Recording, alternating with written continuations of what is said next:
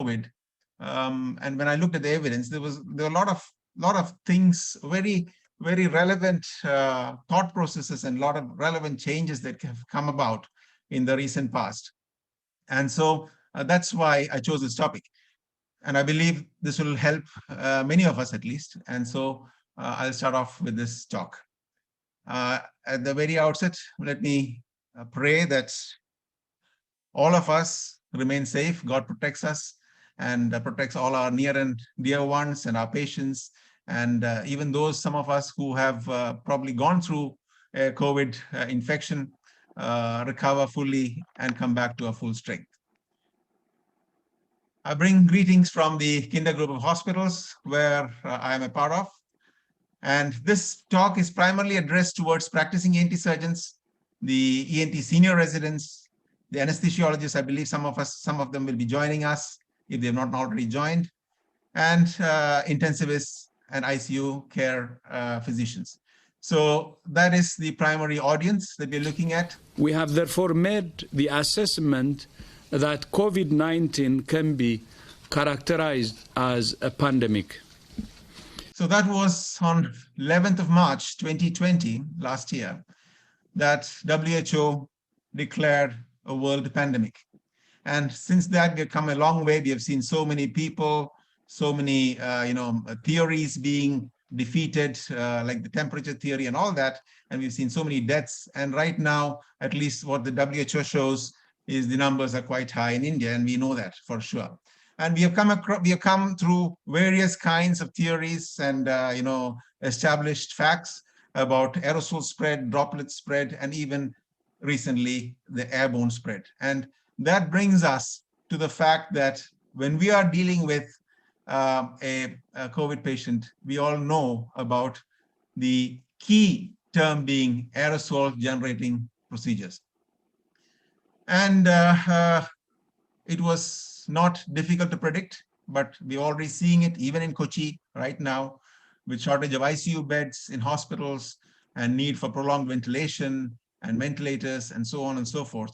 And that brings us to my next slide, which is what kind of perspective should we have when we talk about COVID tracheostomies. And as we all know, the key term, or rather the word of the day, is aerosol generating procedures as far as ENT surgeons are concerned. And everything that we look at, whether it's be, even for that matter, nasal endoscopies, or whether it be even mastoidectomies, we look at whether a procedure is an aerosol generating procedure or not. And what is more important to have a perspective about is that we do not become a place where nosocomial outbreak amplification happens of the COVID-19. Instead of limiting disease, that we don't become a center as a hospital or as a surgeon doing a particular surgery, choosing to do a particular surgery, that we don't become a source for amplification of COVID-19. So that will definitely mean a lot of planning, needs a lot of change in practice. And we have to consider a lot of factors, a lot of multi-dimensional factors that need to be considered. The patient's well-being, the healthcare workers' well-being, not just our own well-being, but even the well-being of our colleagues and even the nursing care and everybody who will be involved in the care of a tracheostomy patient. And we must aim at minimizing the risk, minimizing the exposure to the viral load. And of course, we know that every country faces resource shortages many times, whether it be PPE or masks or whatever it may be, respirators. We must minimize the wastage. And so that brings us to changes in the care protocols. Now, to begin this talk, I thought this is a very relevant article. This is a task force set up in early part of the pandemic, somewhere in April last year. By this group, I never knew there's such a group, the Young Otolaryngologists, so the International Federation of Otorhinolaryngology Societies, UFOs. And this is basically based in France. And of course, all the authors are essentially from Europe. And they, this article was received for publication in around exactly 1 year back, 20th of May, 2020. And what is interesting about this article is they reviewed a lot of guidelines, and the whole idea of guidelines, of reviewing the guidelines, was to answer a few key questions. And that's what I think we should be looking at, the key questions that will allow us to make decisions. And I wanted to put those questions up. Some of the very, very relevant, very interesting, very relevant questions that you would come across when you're facing a COVID tracheostomy. The relevant questions. Is it relevant to know the COVID-19 status before performing a tracheostomy? Another question is, what precautions and measures should be taken when we're dealing with the COVID tracheostomy? What is the role of patient comorbidities? What are the risks for the tracheostomy in COVID-19 positive patients? What are the risks? Any evidence regarding indication, what is the proper timing for elective tracheostomy? What is the best option? Is it percutaneous bedside tracheostomy or a surgical open tracheostomy? What is the best place to do it? Is it better done in the operating room or in the isolation ward or in the ICU itself? Who should perform it? How should we perform it? And what precautions need to be taken while doing the procedure? And what should be the recommendations about post-tracheostomy care, about the first tube change, and so on and so forth. These were some of the key questions they asked. And I thought that was very relevant to get us in the right perspective of mind. And that, my dear friends, is the objective of today's talk.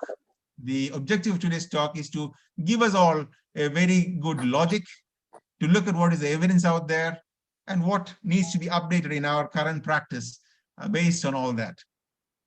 And so we will be looking primarily at some key factors. We will be looking at patient selection. We will be looking at what should be the timing, early versus late. What should be location for performing, whether it should be done in the ICU setup or whether it should only be done in the OT setup. What should be the technique followed, percutaneous or open? And what is the kind of post-tracheostomy care that we would need to focus on to minimize risk to everyone involved? So this would be my objective of today's talk. And that brings us to look at what are the deciding factors. So to look at the deciding factors, I think we need to have, as most of us are already COVID experts, I believe, probably I'm the least of the lot, but then I'm sure there are several of us who have been attending so many seminars, have been seeing patients straight hand, and involved in the management. Some of us have gone over and fully focused on COVID management. So I'm sure there are a lot of experts out here. But then let me just get everybody into the same frame of thought process. This article from the Lancet Respiratory Medicine, published last year, July 2020, Brendan et al. I'm sure most of us have seen this chart and various forms of this chart, whether it be from the different groups that we have been a part of discussion of, and so on and so forth. But essentially, what we are looking at is the COVID infection, and the day the patient becomes symptomatic as marked as day 0. And then after that, the symptoms subside or reduce, and the viral load, of course, comes down. And with that coming down, there is a corresponding increase in the antibody titers, marked here. And then also considering the fact from the day of infection onwards, of all the 100% of patients who are COVID positive, whether they're symptomatic or not, about 16 to 20% requiring hospitalization, and about 10% requiring intubation and ventilator support. Some of them will go in for prolonged ventilation based on whether they are survivors or not, and some of them would require tracheostomy.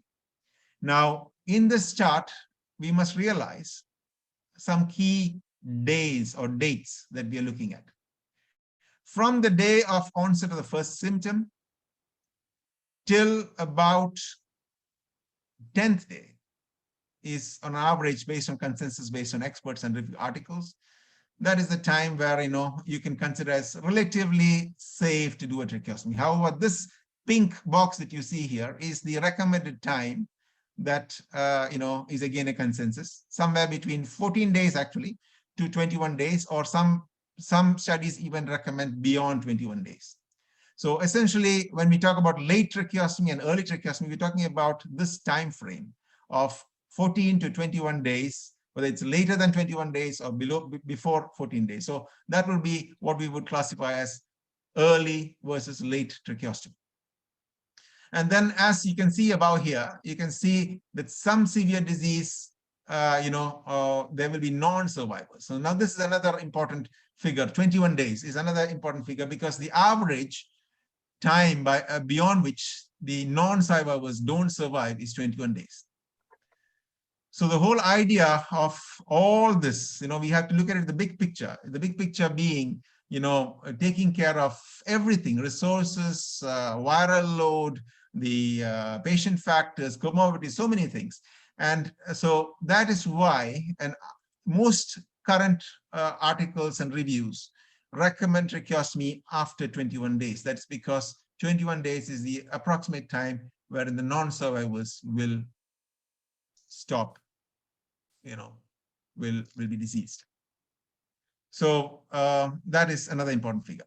Now, when we come to the next slide, see, again, I mentioned about early versus late. Now, considering the factor that, when there are some people who would be worsening in their, clinical status, some of them requiring prone ventilation, some of them going into multi-organ failure. All that are situations wherein we must consider delaying tracheostomy. And there are other scenarios, like, for example, a road traffic accident, for example, laryngeal injury, and different kinds of situations wherein you may, or there may be ventilator-associated pneumonia, which is not really a part of COVID, but then it is a sequelae, or again, it's something that needs to be looked into. Muscle atrophy. So all these things would be situations where you consider early tracheostomy. But I will be looking into a little more detail later, and we'll be arguing for and against and all that a little later. But this is just an overview. So when it comes to patient selection, this NHS article is quite nice, because sorry, somebody is marking on my screen. Yeah. So this NHS article gives us a very clear perspective of things. Of the whole lot of COVID positive patients, 20% will be symptomatic enough to be admitted to the hospital. And of that, about 6 to 12% of patients will require admission in the ICU. The alarming factor is almost 50% of the ventilated ICU patients will not survive. That is the stark reality, and we have to accept that. Only about 10% of the patients on ventilator will go beyond 14 days and beyond 21 days, and so on and so forth. And they would be the candidates that we're looking at for tracheostomy. And the green, of course, indicates the primary extubation candidate. So this is another,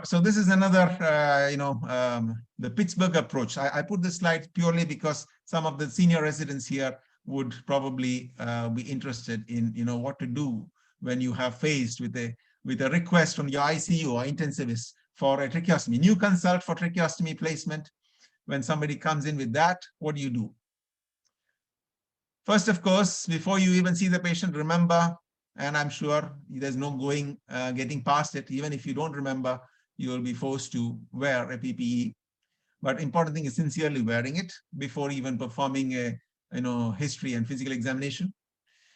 Then you have to ask, and it's a multidisciplinary team effort. You have to have at least 2 other seniors involved, preferably your immediate boss as well as the intensivist, and ask some questions. What is the potential for extubation? If the potential is yes, there is some more chance of extubation, better to defer tracheostomy at that stage.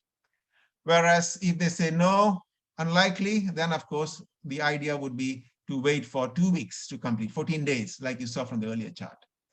And after 14 days, you reassess again. And if at the end of 14 days, there's really no change, then the next is, again, you have to sit and think, what are the other factors? What is the level of multi-organ failure? Is there any, what is the ventilator support is required? What is the Is it the rising titers of CRP? Is it a worsening pneumonia? All these questions need to be asked, and it cannot be done alone. It has to be done as a team with your pulmonologist, with your intensivist, and even family needs to be involved to a certain extent. So after that, the next step is, of course, COVID testing. Once you decide, okay, we are planning to go ahead, or you should consider tracheostomy, COVID testing. Now, we understand that many times, even after 14 days, a few people, there may be RT-PCR positive. That is usually inert material, RNA material, which is detected, which is usually not infective. But then that needs to be considered. Again, there are arguments. There are a lot of things that are still evolving. Evidence is still evolving. So there are still arguments that many people on steroids and other factors. There's some people behave differently. They keep shedding virus even a little later. So we have to give room for all that in deciding. And then, of course, once you do a COVID test, and then proceed with tracheostomy placement if they are ideal candidates. So that is the general way in which you go about it. And the next thing, we decide whether to go for early or late tracheostomy. That is another very important factor which I briefed you about earlier.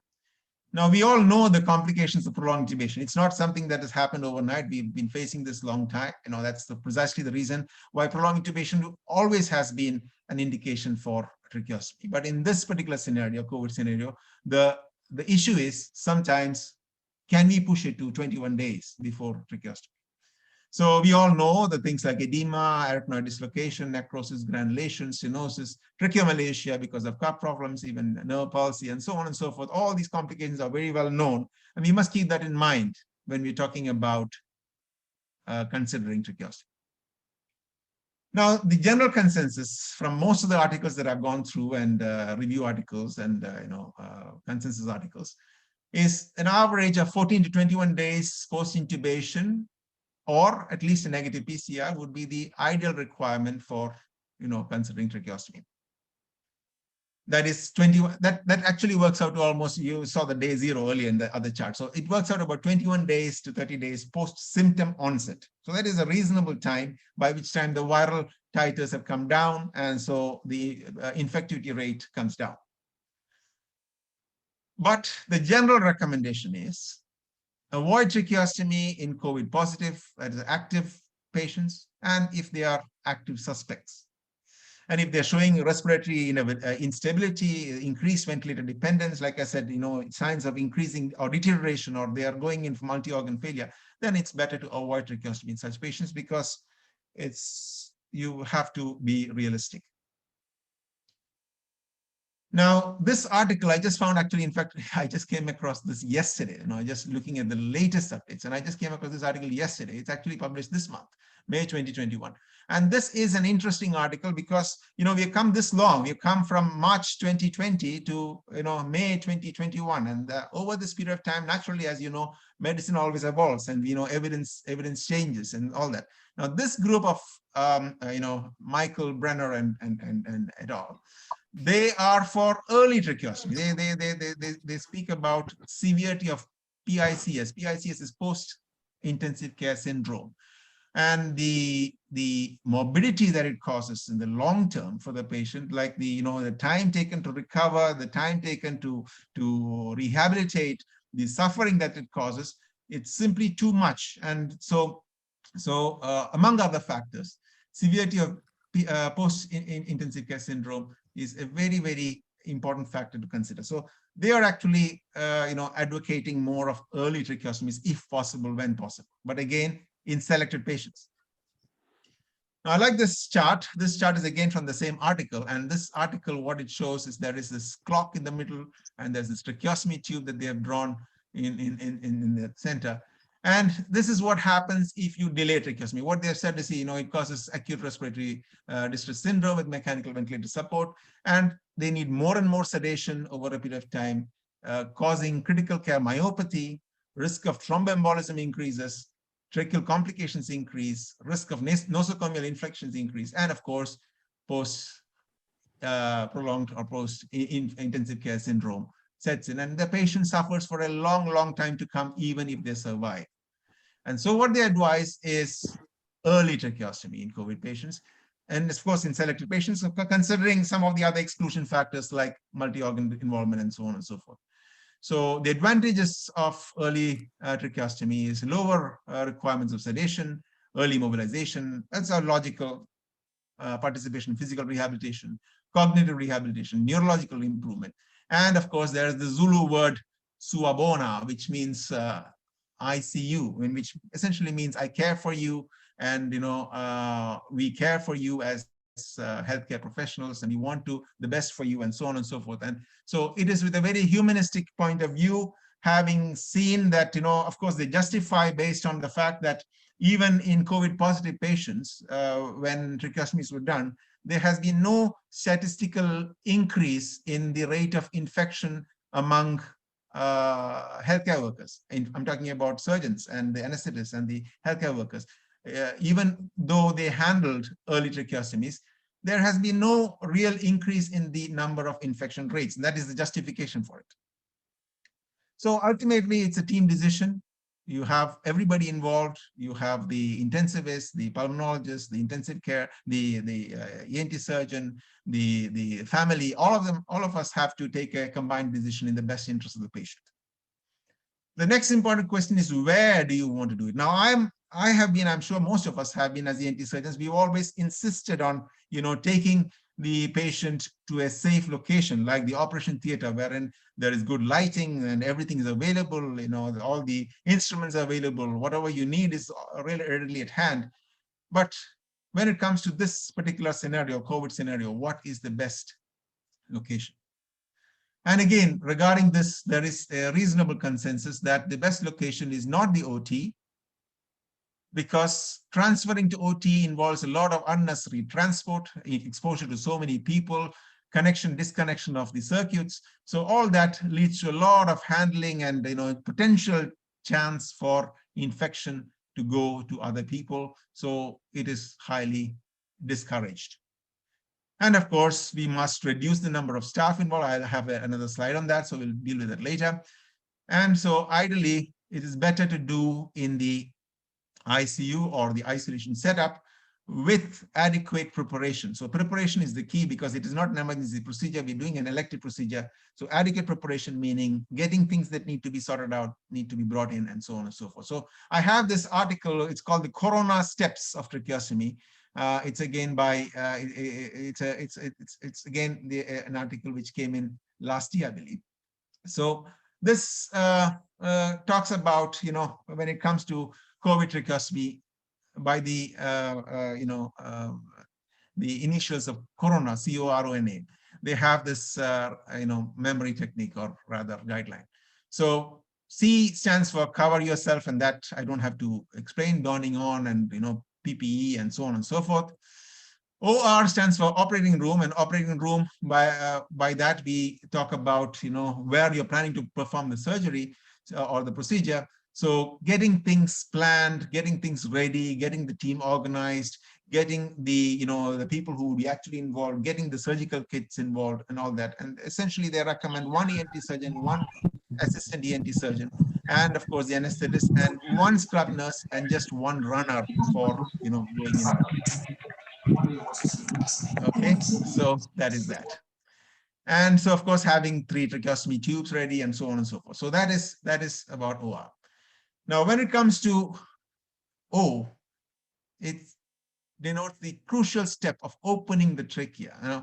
Opening the trachea is a very, very important step when it comes to COVID tracheostomy, because that is essentially the time wherein all the aerosols jump at you and jump at everyone. So that is a very crucial step. And so the importance of deepening the neuromuscular blockade by the anesthetist, the importance of checking for saturation at this point of time, and pushing, the endotracheal tube lower down is a universally recommended technique, which most of us usually have not been following in the pre-COVID era, isn't it? We usually ask and once we are there, we try to make an opening, and then we ask the anesthetist to pull out the endotracheal.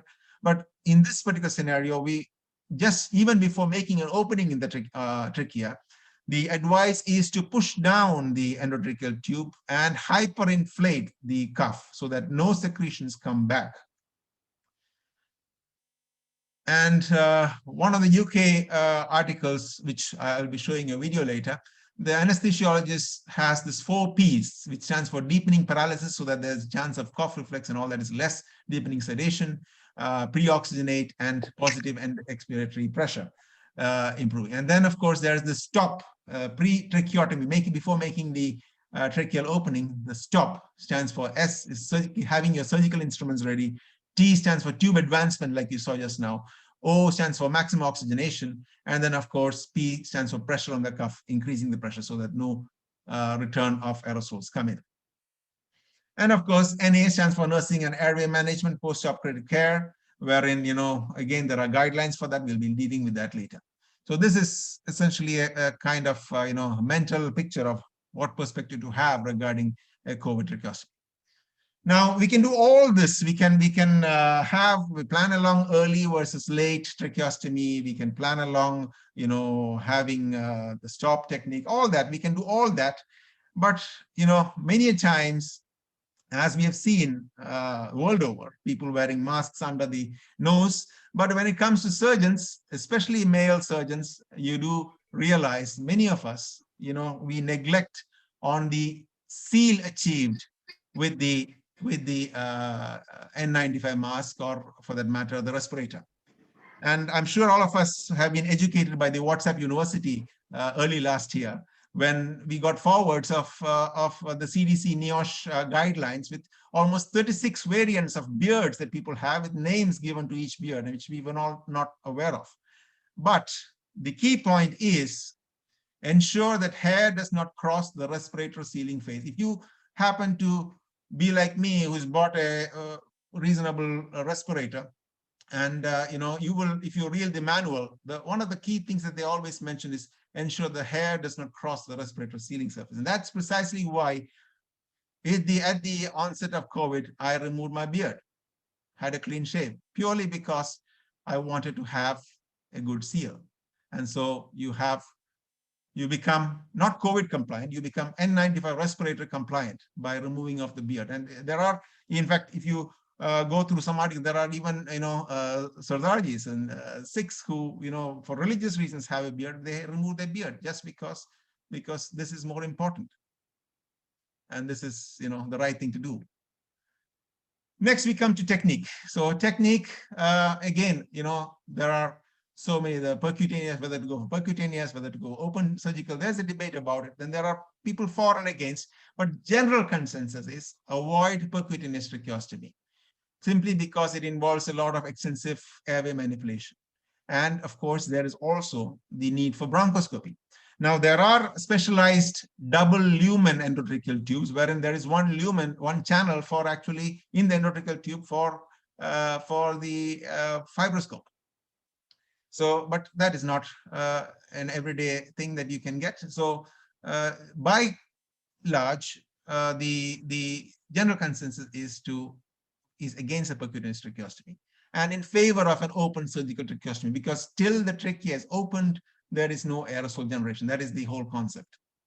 And so, again, the type of tube used is by default non-fenestrated cuffed tracheostomy tube should be used or must be used as a consensus among all different centers across the world, simply again to reduce the risk of aerosol generation through the fenestra. And of course, choosing the tube size adequate tube size is important, because again, it also means reduced aerosol generation, reduced leak around the cuff and so on. And on an average, by a rule of thumb, about size 8 in males and about size 7 in females works well for adults.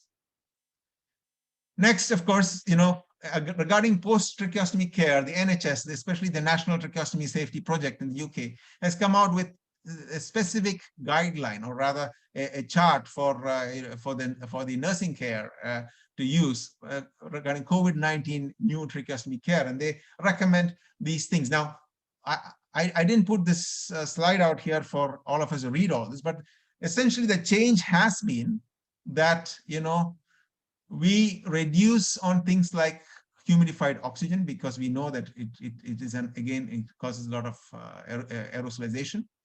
We increase, or rather make it compulsory to have the HME filter in the circuit. Use closed circuit suctioning, that means inline suctioning, and keep the cuff inflated all times and monitor this cuff pressure to be at about 20 to 30 centimeters of water. In fact, the recommendation is 25 to 30 centimeters of water, because every time you check with the manometer, there is some amount of leak that happens, and that is again potential aerosol generating procedure. So generally is to keep it at 25 to 30. Reduce the number of times that you have to check, but daily you can check it once. Avoid stomal dressing. This is a very radical change. Avoid stomal dressing changes unless there is evidence of infection. In other words, you don't put a dressing at all under the tracheostomy. We put, you've seen all this. We usually have these, gauze pieces and so on and so forth. You avoid all that. The reason being, every time you change the dressing, there is a manipulation that happens on the trachea, and that is a potential for cough, and that is a potential for a lot of things like, opening of circuit, aerosolization, and so on. So the general recommendation now is avoid stomal dressing changes unless there is evidence of stomal infection. And avoid tube change till the viral load is generally, the recommendation, international guidelines recommendation was to change the first tube around 10 days. But that is not the case anymore. Now, the recommendation is avoid tube change till the viral load is less, at least 4 weeks. Okay, next, coming to again the changes in post-tracheostomy care. This article by Kara et al. It shows, we all know this. Oxygen via nasal cannula at 5 liters, flowing at 5 liters per minute.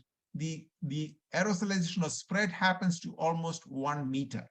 So, and that of course goes into circulation. So that is something that we must look into, and that is precisely why the insistence on compulsory in the COVID scenario have an inline suction catheter and with an HME into the circuit. So that is very, very important.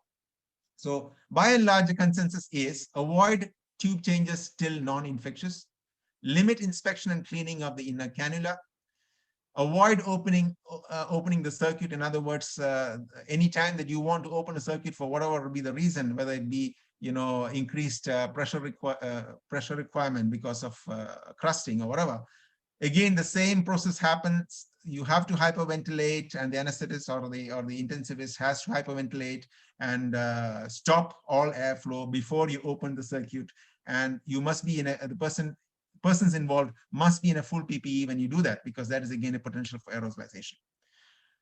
Then some people recommend disposable inner cannula, but then the cost factor is something questionable. So post-tracheostomy care, again, some other things that are relevant factors. When we talk about weaning, or when you need to deflate the cuff, potentially there is a chance for aerosolization through the mouth and the nose. So you would consider, if the cuff is being deflated or when cuff pressure checks are being done with the manometer, have a cuff on the patient's face, have a mask on the patient's face. And of course, when you're having a speaking valve, or when you're having, if not on a closed ventilation circuit, have a mask or some kind of protective flap over the patient's tracheostomy. So that is that. Now with that, we'll just go through this simulation, which I thought was really beautiful. And I thought it sums up a lot of things and brings things into perspective. Welcome to our COVID-19 tracheostomy simulation video. The COVID-19 pandemic has necessitated a change to our current algorithms for tracheostomy insertion. Several guidelines have been published highlighting changes to practice, including those by ENT-UK, BLA, and the National Tracheostomy Safety Project. In order to ensure the safety of patients and staff, pre-procedural simulation has been recommended. In this video, we will be simulating tracheostomy insertion in a ventilated COVID-19 patient to highlight specific procedural modifications. All cases must start with a pre-procedural team briefing to review relevant patient, environment, and team factors. It is crucial to communicate a clear anesthetic and surgical plan specific to the COVID-19 tracheostomy.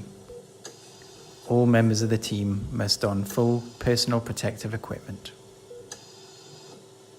Both surgeons and scrub team ensure all required instruments are available, including appropriately sized tracheostomy tubes. The integrity of the cuff is confirmed.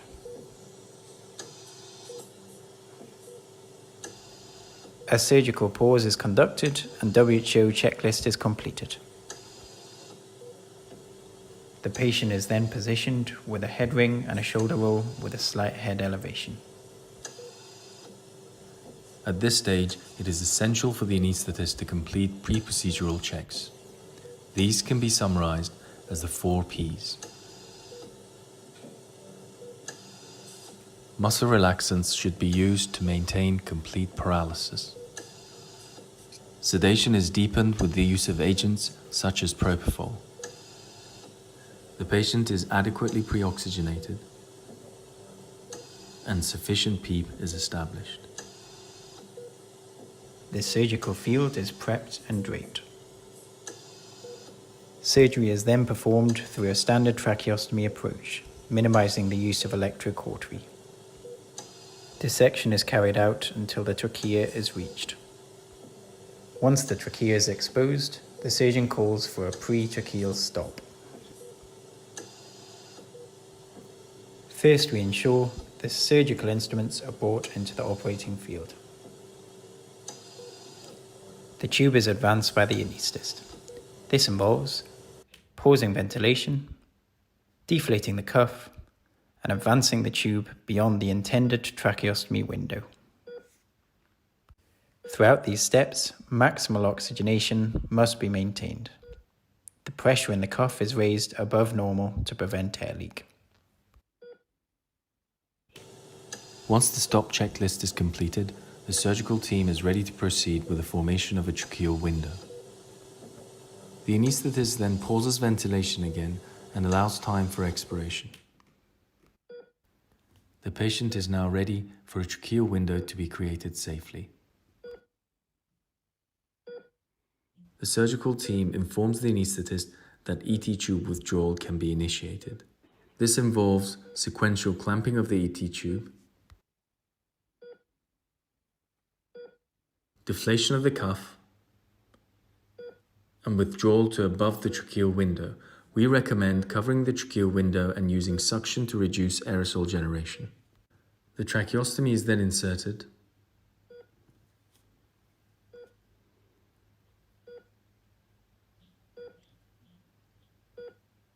Inner cannula introduced,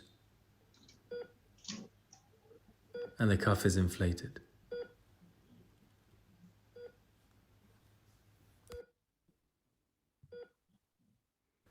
Connection to the anesthetic circuit is then re-established. Ventilation is restarted, and the anaesthetist then confirms CO2 trace and adequate ventilation. The oripharynx is suctioned prior to careful withdrawal of the clamped ET tube. The tracheostomy tube is secured to the skin using silk sutures and Velcro tapes. Specific instruction and consideration for post-op care in ITU include ensuring adequate pressure to prevent air leak, utilizing inline closed suction circuit and a closed anesthetic circuit with HME filters, and the use of tape to secure all anesthetic circuit attachments. Okay. In conclusion, the key changes highlighted in this video include the 4 Ps of anesthesia, the pre-tracheal stop, and ventilatory pauses during any circuit disconnection. We hope that this video aids in improving patient and staff safety during tracheostomy insertion in the COVID-19 patient cohort. Okay, in addition to what was shown here, there are a few points that I would like to bring out. One is, of course, things like, when the tracheostomy tube is being introduced. In fact, there is a narrow window. There's no ventilation happening. There is an apneic period. And so when the tracheostomy tube is given by the nurse or the assistant, it comes in loaded with the syringe for inflating the cuff so that the time is not lost, because we are talking about very, very, pulmonologically speaking, they are very, very, they have a very short time for any kind of, ventilatory compromise. So the time spent for, things like putting in the tube and then going ahead with inflating the cuff. So generally what is done is the T connector or the connecting circuit, as well as the syringe with the air loaded for inflating the cuff. All that comes in along with the tracheostomy tube, and that is inserted in one go. And then the inner tube is inserted, and then the cuff is immediately inflated. So time is not wasted there. The second thing is regarding the anesthetist. In fact, as you notice, the anesthetist didn't use any stethoscope. So stethoscope is again discouraged. The only guideline being the carbon dioxide reading on the monitor. And so generally use of stethoscope is discouraged in this kind of scenario. That is just one thing. Now, the next thing that I would show you is as probably the last video. And this is a very interesting video by a German center. And I thought that was really excellent, because there are a lot of things that you can probably pick up and probably open for discussion. And I'll just show you this video and you can decide for yourself.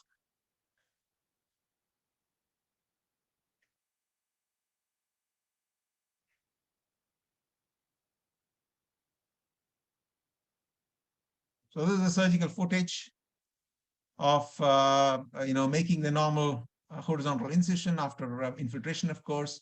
And they do a trimming of the subcutaneous tissue, subcutaneous fat. And the whole focus is on before making the opening in the trachea. So putting in the retractors, having a reasonably bloodless field,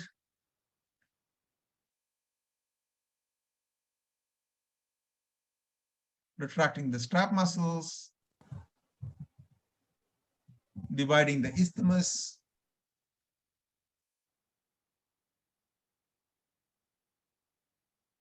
and once the trachea is exposed, what they do is they actually mark the area. They look, of course, from the cricoid down to the second, the third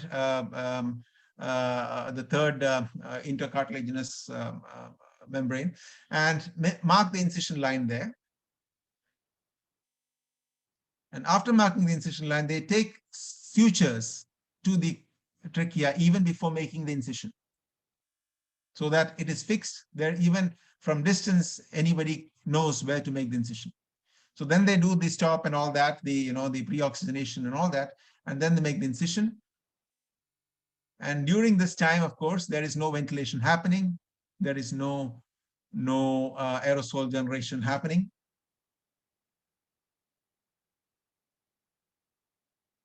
And they use a Yonkers suction for deep suction. In fact, it's without even the suction in place.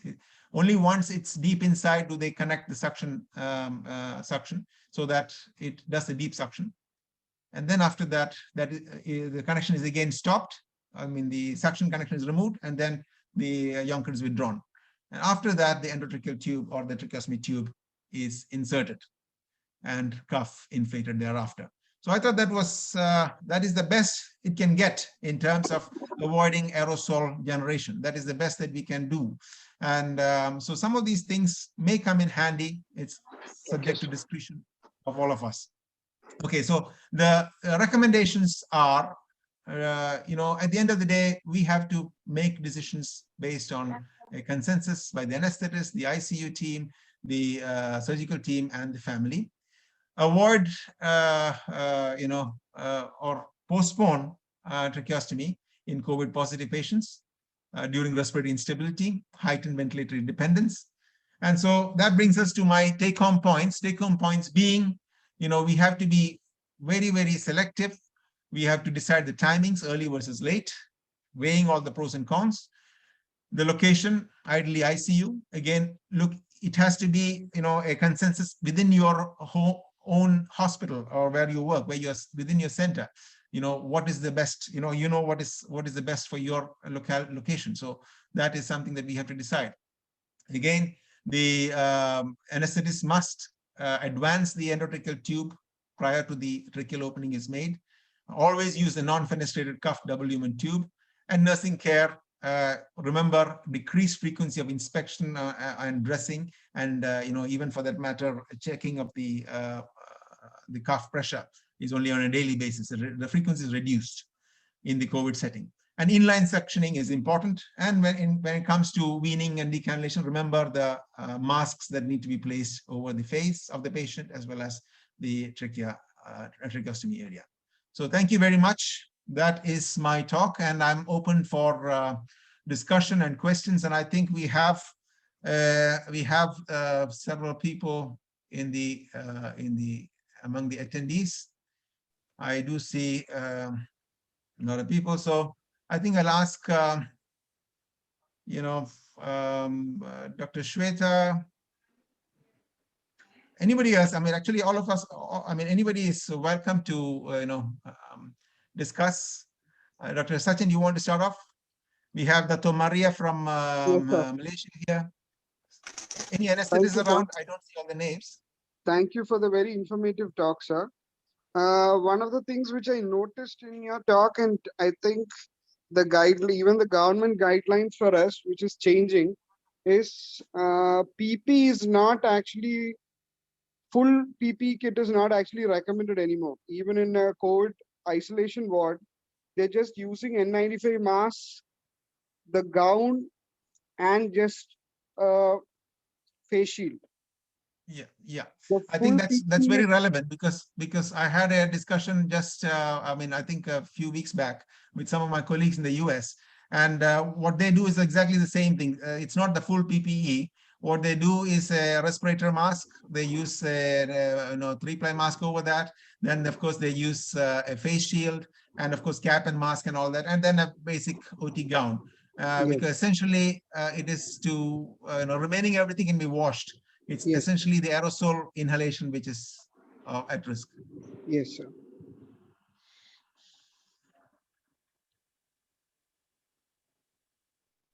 Anyone else with any questions, please feel free to ask.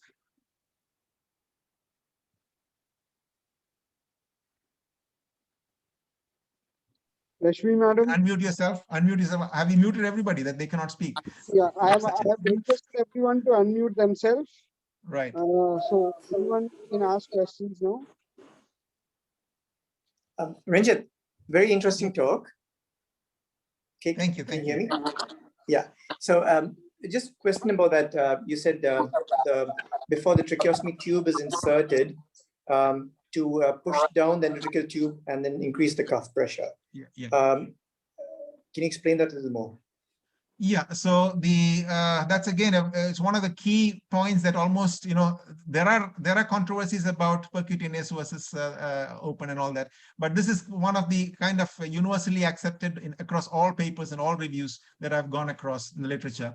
That is before making the tracheal opening as a standard procedure, the anesthetist hyperventilates the patient, increases oxygenation, and pushes down the endotracheal tube further in so that the cuff is not at risk of being deflated by your incision, and at the same time sealing off the secretions from lower respiratory tract, from the bronchi and the alveoli and so on. So the important thing is pushing it down and hyperinflating, also hyperinflating the cuff at that point of time, so that nothing actually comes back when you are making the opening in the trachea. Okay. Hope that answers the question. Yeah. Is that okay, Dr. George? Yeah, that's fine. And probably then deflate the cuff and pull it up and then insert the tube, right? Yeah. So again, that has its own protocol. That is, they in fact, even before tracheostomy is planned on an elective basis, the intensivist, the anesthetist, actually looks at how much apnea can this patient withstand. And so so that protocol, so once all this is done, pushing it down, hyperinflating the cuff, the anesthetist actually stops ventilation, once you say that you're going to make the tracheal opening, the stops ventilation. And once you make the opening, after that, and once everything is steady, then he withdraws the entire thing under your vision, of course. And then you put in the tracheostomy tube, and only once the cuff is inflated and once the circuit is closed, that then they resume ventilation. So there is some amount of time. Yes. Yeah, got it. Thanks.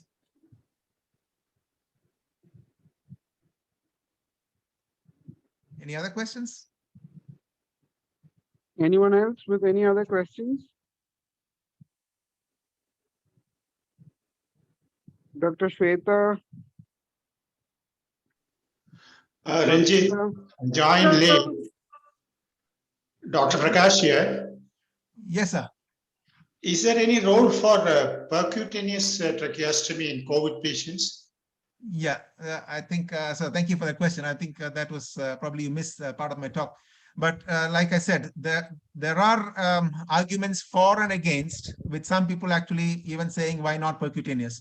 But the general consensus is most literature right now is avoid percutaneous tracheostomy, simply because there is a lot of airway manipulation that is required when you do that. And number two is there's also need for fibroscopic guidance generally. So the other argument for percutaneous, avoid fibroscopy, use an ultrasound as a guide. Use an ultrasound guide to confirm. We're talking about a wide range of patients. We're talking about people who may not have clear landmarks and so on and so forth. So the general consensus is against, or rather avoid, percutaneous tracheostomy and go for an open tracheostomy, surgical tracheostomy. Okay, thank you. So, Shweta? Yes, Dr. Shweta, go on.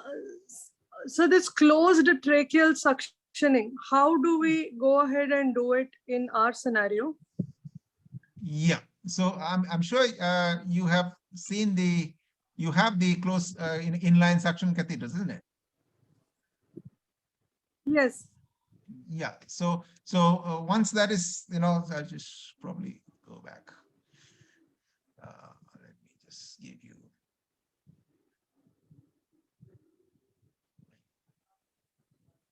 Yeah, so essentially you have the sealed, unit wherein there's a valve, so there is no leak of any of the aerosol material from this. So again, the important thing is the having the there is a catheter inside, the suction catheter inside with markings, and you have to know how much of the marking till the entrance. And then so you have an idea about how deep to go and avoid deep suctioning. So again, it's a pre-measured suctioning because you know the approximate length of the tracheostomy tube. So the whole idea is it's a closed circuit, and this is very much available. And I'm sure most of our ICUs use the closed circuit. If you need anything further, I can probably show you a video. Yes, I have a video. Do you need a video? Okay. No, I've seen this, sir. Yeah. So the HME filter used is the same one we have on in the tape in the OT, right? It's the same HME filter. So the issue with the HME filter is it can become a little bulky. So general recommendation again is to have those holders. You've seen the holders which on the sides, wherein all these tubings can be held. So otherwise, the weight of the HME filter can displace the tracheostomy tube to a side and cause granulation and pressure necrosis and so on and so forth. So all that needs to be looked into: patient's aggressiveness, patient's the HME filter's weight. But then HME filter is the recommendation because we don't want any kind of nebulization or oxygen, humidified oxygen going in, because that again poses a lot of risk for the people giving care. Thank you, Is that sir. okay? Yeah, that's. Thank you, sir. Any other questions?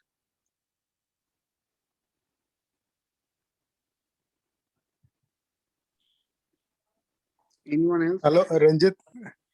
Yes, sir. It's an excellent talk, Ranjit. Very good. Thank you, sir. Then just one query only. Which one you suggest? Early tracheostomy or late tracheostomy, according to your opinion? personal opinion. Based on what I've seen in terms of whatever you saw just now, what I said, I would think of late tracheostomy is ideal because you saw almost 50% of the patients who are on ventilator will actually not make it. So doing an early tracheostomy with so much of risk involved, whatever said and done with whatever things that we take care, there is definite amount of risk, especially if we're talking about early tracheostomy being more viral load. And the bronchial washings definitely will have a much higher viral load. So I would more be in favor of a late tracheostomy, ideally beyond 21 days. 21 days. Okay. Yeah. Okay, thank you. Thank you. Any other questions?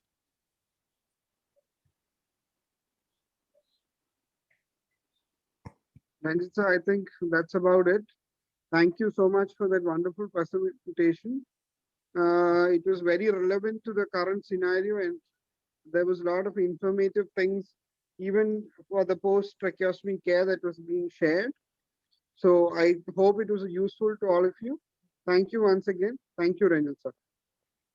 Thank you very much. It was a pleasure.